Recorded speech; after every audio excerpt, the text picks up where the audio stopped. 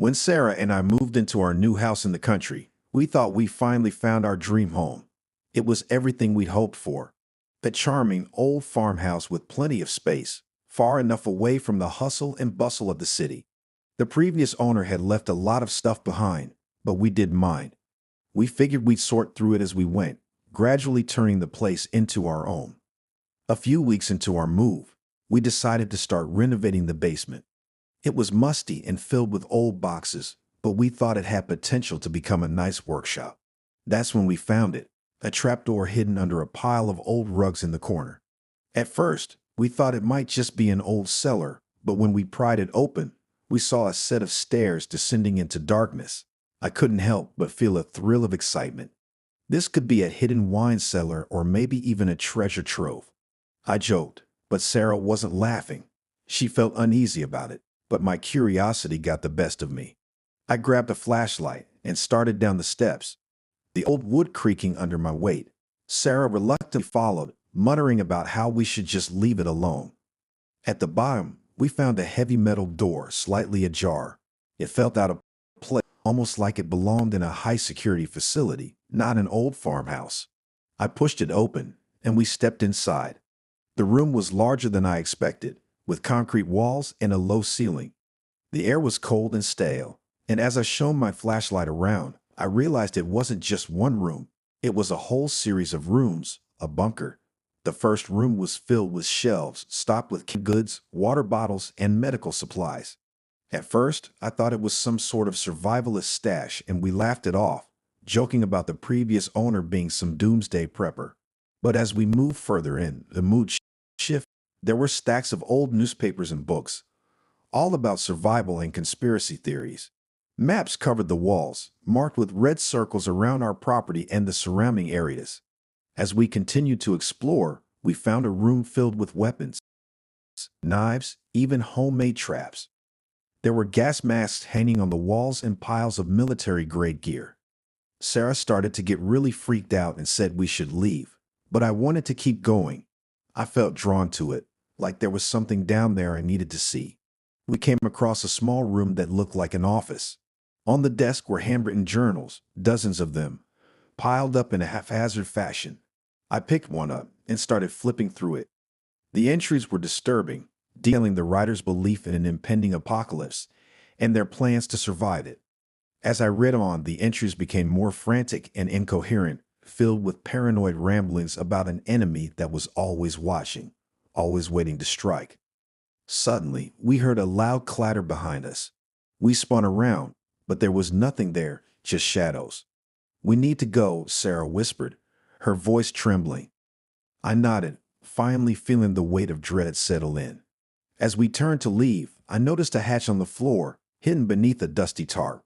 I don't know why, but I felt compelled to open it. Inside the hatch was a ladder leading down to another level of the bunker. This was no ordinary prepper's hideout. This was something much darker. Despite Sarah's protests, I started climbing down, the air growing colder with each step. The lower level was pitch black, the flashlight barely cutting through the darkness. The walls were lined with more maps and photographs, all of them showing surveillance of the house and surrounding areas. Whoever built this bunker had been watching the property for years, maybe decades. A chill ran down my spine as I realized we were dealing with someone who was far beyond paranoid. This was obsession. Then we found the room that really made my blood run cold. It was a small, cramped space with a single cot, a bucket in the corner, and a wall covered in scribbled notes and photographs. The photographs were of us, Sarah and me, taken from inside the house. Some were recent, from just a few days ago. My heart pounded in my chest as I scanned the room. This wasn't just a bunker. It was a place where someone had been living, someone who had been watching us. We heard another noise, closer this time, a shuffling, like footsteps coming from the hallway we had just walked through. My hands were shaking as I grabbed Sarah's arm, and we turned to leave. But when we reached the ladder, it was gone. The hatch had been closed and locked from above. We were trapped. Panic set in as we realized there was no way out. The noises grew louder, closer. We backed away from the door, looking for anything that could help us. That's when we saw the journal on the cot. The cover was different from the others, newer, less worn. I picked it up and flipped to the last entry. My blood ran cold as I read the words. They have come. The enemy is here. They cannot be allowed to leave. Suddenly, the lights in the bunker flickered on, revealing a figure standing at the end of the hallway. It was a man, disheveled and wild-eyed, holding a rifle. He was mumbling to himself, but his eyes were locked on us. "You shouldn't have come here," he muttered, his voice barely a whisper but filled with a cold rage. He started to move toward us, and we backed away, desperately searching for another exit. There was a door at the far end of the room, and we sprinted toward it, slamming it shut behind us. We found ourselves in a storage room filled with crates and barrels. I barricaded the door as best I could, and we tried to catch our breath. The man's voice echoed through the bunker, growing louder and more frenzied. "You can't leave. You can't leave." We heard him pounding on the door, trying to break through. We needed to find another way out, and fast. I remembered the photographs. There had to be another exit, another way he was getting in and out of the bunker. We frantically searched the room, throwing open crates and pulling at the walls. Finally, behind a stack of crates, we found a small air vent, just big enough for us to squeeze through. We didn't have a choice. I helped Sarah climb in first, and then I followed, the metal scraping against my back as I crawled through the tight space. The vent was dark and narrow, but it seemed to stretch on forever. Behind us, we could hear the man still pounding on the door, shouting incoherently. After what felt like an eternity, we saw a faint light ahead. The vent opened up into another room, a small, unfinished space with a dirt floor and a ladder leading up to a metal hatch.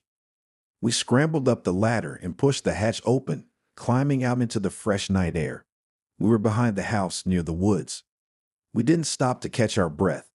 We ran straight to the car and drove as fast as we could, leaving the house and the bunker far behind. We called the police, but by the time they arrived, the man was gone and the bunker was empty. They said there was no sign of anyone living there, no trace of the man we'd seen. But I know what we saw. I know he's still out there, watching, waiting. I can't shake the feeling that this isn't over, that we've only just begun to uncover the secrets of that bunker and the mind of the man who built it.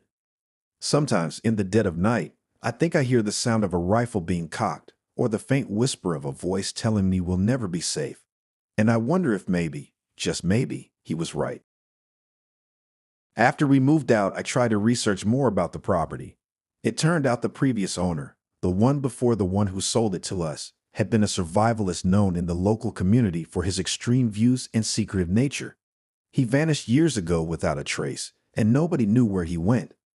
The locals said he had gone off the grid, but now I wonder if he ever really left that bunker. Sometimes I think about going back, about finding that man and the secrets he kept buried. But then I remember the look in his eyes, the madness, and I know that some things are better left hidden in the dark. We tried to move on to forget, but there are nights when the silence feels too heavy, and I feel like we're still being watched. Sarah says we need to let it go, that we're safe now, but I'm not so sure. I've started keeping a journal, just in case, just to make sure there's a record of what happened, of what we found.